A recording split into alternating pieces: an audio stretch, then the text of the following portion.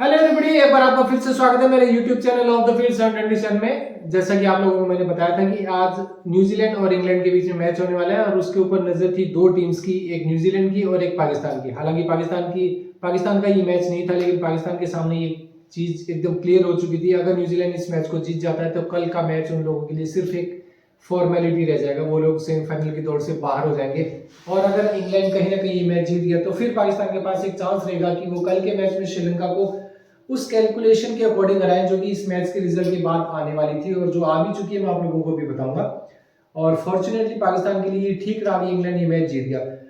आज के मैच में न्यूजीलैंड के लिए सिर्फ दो चीजें ठीक रही थी। जब वो बैटिंग कर रहे थे तो उनके लिए 7th ओवर, और जब वो फील्डिंग कर रहे थे, अपने टारगेट को डिफेंड कर रहे थे जो उन्होंने सेट किया था इंग्लैंड के लिए, उस टाइम उनके लिए वो 17th ओवर जो निकल के आया था, सिर्फ ये दो चीजें आज न्यूजीलैंड के लिए अच्छी रही थी। इसके अलावा उनके लिए मैच में कुछ भी नहीं था। न्यूजीलैंड ने टॉस जीता, पहले बैटिंग करने का फैसला किया। उनकी स्टार्ट बहुत अच्छी रही। उन्होंने 7 ओवर में लगभग 64 रन बनाए थे और लगभग 9 की एवरेज से बहुत अच्छे रन बनाए। दोनों ओपनर बहुत अच्छा खेल रहे थे, लेकिन उसके बाद जब विकेट गिरने शुरू हुए तो किसी भी बैटर ने सिवाय ग्लेन फिलिप्स के, उसने 39 रन बनाए, कोई अच्छा परफॉर्म नहीं कर पाया। डेरिल मिशेल तो सिर्फ 3 रन बना के आउट हुआ और मुझे ये समझ में नहीं आ रहा कि क्या उसने कसम खा रखी है कि मैं सिर्फ इंडिया के अगेंस्ट ही परफॉर्म करूंगा। टेस्ट मैचेस में उसने बहुत अच्छा परफॉर्म किया था। उसके बाद में जो हमारे साथ ओडीआई सीरीज हुई थी, उसमें 38 साल के बाद में न्यूजीलैंड ने हमें हमारे घर में हराया था।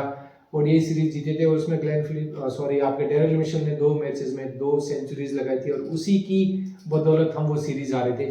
लेकिन दूसरी किसी भी टीम के अगेंस्ट में डेरिल मिशेल कोई भी परफॉर्मेंस नहीं दे पा रहा है और इस T20 वर्ल्ड कप को तो उसके लिए एक तरीके से डरावना ख्वाब रहेगा कि मैं जितना जल्दी हो सके इस T20 वर्ल्ड कप को भूल जाओ, इतनी गंदी उसकी परफॉर्मेंस रही थी। किसी तरीके से ये लोग 159 रन बना पाए, 160 का टारगेट दिया। इन लोगों की गंदी परफॉर्मेंस का मैं एक आप लोगों को एग्जांपल देता हूं कि 13 ओवर तक ये लोग बिल्कुल सही चल रहे थे, 125 के करीब इनके रन थे। आखिरी के 7 ओवर्स में इन्होंने सिर्फ 35 रन बनाए।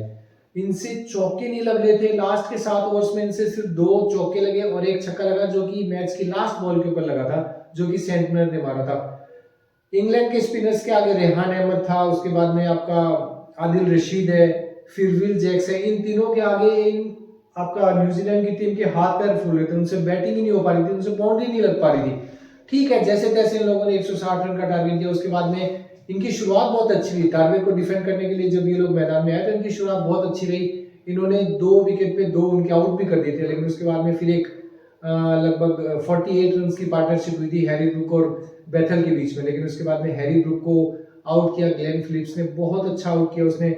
और उसके बाद में बेथल को भी ज्यादा देर तक टिकने नहीं दिया। 58 के ऊपर उनके 4 आउट हो चुके थे। जिस तरीके से उनके श्रीलंका के अगेंस्ट या पिछले मैच में 58 के ऊपर 4 आउट हो गए थे, और उसके बाद पाकिस्तान के अगेंस्ट जो मैच था, और उसके बाद में हैरी ब्रूक ने अकेले खड़े होकर पाकिस्तान के अगेंस्ट वो मैच जितवाया था। ठीक वही सिचुएशन आज हो गई थी। 58 पे इनके 4 आउट हो गए थे, लेकिन उसके बाद में 5वें विकेट के लिए इनके पास एक पार्टनरशिप हुई लगभग 42 रन की, सैम करन और बेंटन के बीच में। फिर सैम करन आउट हुआ 100 रन के ऊपर में। उसके बाद में 117 के ऊपर वो आ गया 17th ओवर।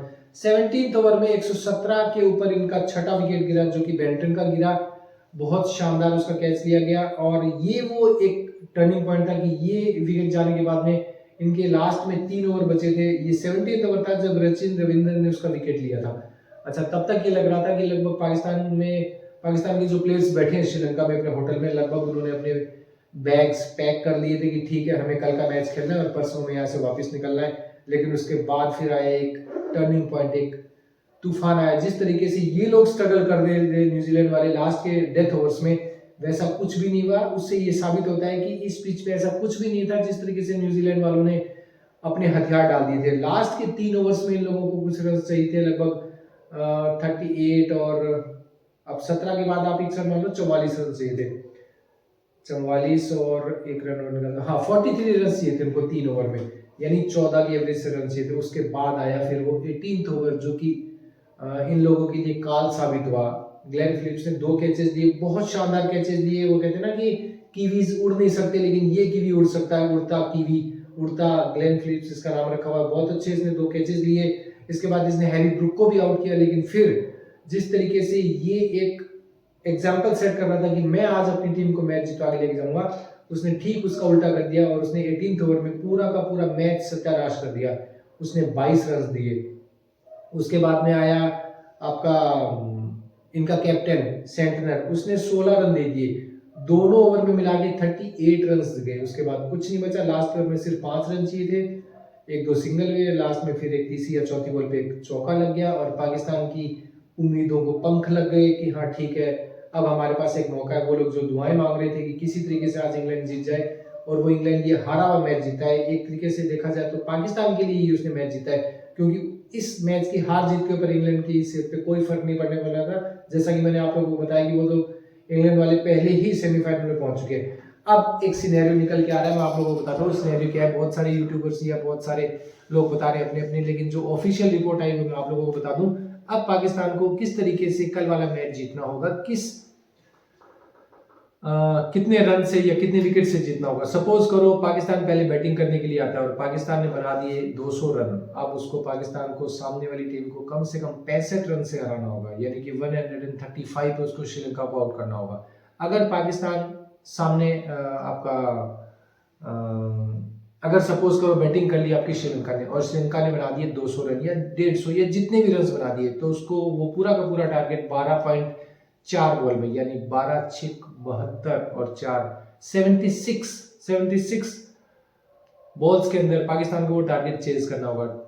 इक्वेशन बहुत हार्ड है, क्योंकि पाकिस्तान की जिस तरीके की परफॉर्मेंस चल रही है, जिस तरीके के उसके बैटर्स या बॉलर्स परफॉर्म कर रहे हैं, चीजें मुश्किल लग रही है। 65 रन से जीतना या 12.4 ओवर के अंदर टारगेट को चेज करना मुश्किल लगता है, लेकिन फिर वो कहता है ना कि कोई भी एक बैटर या कोई भी एक बॉलर पूरा का पूरा मैच का रुख पलट सकता है। जिस तरीके से आज फिलिप्स ने पूरे के मैच को रुख पलट के रख दिया, उसने मैच का सत्यानाश करके रख दिया। दूसरी तरफ से देखें तो विल जैक्स ने बहुत अच्छी पारी खेली, उसने लगभग 32 या 33 रन बनाए 18 बॉल में और वो मैन ऑफ द मैच रहा, क्योंकि उसने 2 विकेट भी ले लिए थे। उसके बाद में रेहान अहमद, जिसको ये आज के मैच में लेके आए थे, उसने अपने मैच की डेब्यू मैच था उसका, उसने पहली बॉल पे आउट किया था और उसके बाद में फिर बैटिंग में भी उसने बहुत अच्छा परफॉर्म किया। उसने 6 बॉल में कुछ 18 या 20 रन बनाए थे और उसने बहुत इंपॉर्टेंट रोल प्ले किया था इस मैच को जीतने में, और खासकर पाकिस्तान के लिए मैच। अब कल का मैच पाकिस्तान के लिए डू और डाई है और उसको ये जीतना तो है ही है, और उसके साथ साथ उसको 12.4 ओवर में या तो उसको टारगेट को चेज करना होगा, या वो टारगेट जो सेट करके देगा श्रीलंका को, तो उसे कम से कम 65 रन से जीतना होगा। अगर उसने लगभग 180 रन बनाए, उसके में 180 का मतलब आप ये समझ के चलो कि 115 के ऊपर उनको श्रीलंका को आउट करना होगा। बहुत मुश्किल है, लेकिन चलो देखते हैं क्या होता है। जिस तरीके से मैं बोलता हूँ कि मैं पहले किसी भी मैच से पहले कुछ भी नहीं बोलूंगा, ना तो मैंने आज के मैच के लिए कुछ बोला था कि इंग्लैंड ये मैच हारेगा या न्यूजीलैंड ये मैच जीतेगा, या कुछ भी मान के चलो, मैंने कुछ नहीं बोला था। और ना ही मैं कल के मैच के बारे में अभी से कुछ बोलने वाला हूँ। सपोज करो पाकिस्तान या न्यूजीलैंड जो भी कल के मैच में जीतती है, वो सेकंड पोजीशन पे बैठेगी और उसके बाद में उसको टकराना होगा साउथ अफ्रीका के साथ में, और इंग्लैंड के साथ में जो टीम खेलेगी उसका फैसला परसों होगा। इंडिया और वेस्ट इंडीज के मैच में जो भी टीम मैच जीतेगी वो इंग्लैंड के साथ अपना सेमीफाइनल खेलेगी। तो मिलते हैं आपसे कल की वीडियो में, देखते हैं कल क्या होता है। और एक चीज हो रही है, ये पाले केले में हो रहा है, पाले केले में इतने ज्यादा रन्स नहीं बनते, ये चीज मुश्किल है। ये चीज मतलब एक तरीके से प्रॉब्लम क्रिएट करेगी पाकिस्तान के लिए कि अगर इतने ज्यादा टारगेट नहीं बन रहे हैं तो किस तरीके से वो सामने वाली टीम को 65 रन के अंदर, मतलब उनको कम से कम 65 रन का तो चाहिएगा ही चाहिएगा। तो देखते हैं कल क्या होता है, फिर कल आपसे वीडियो में मिलते हैं। और तब तक के लिए जो लोग मेरी वीडियो पहली बार देख रहे हैं या जो लोग मेरी वीडियो कंटिन्यूसली देखते रहते हैं लेकिन उन्होंने सब्सक्राइब नहीं किया है, उनसे रिक्वेस्ट है कि मेरे चैनल को सब्सक्राइब करें, शेयर करें और लाइक और डिसलाइक जैसा भी आप लोगों को ठीक लगे, और हाँ कमेंट जरूर करें। जय हिंद, जय भारत।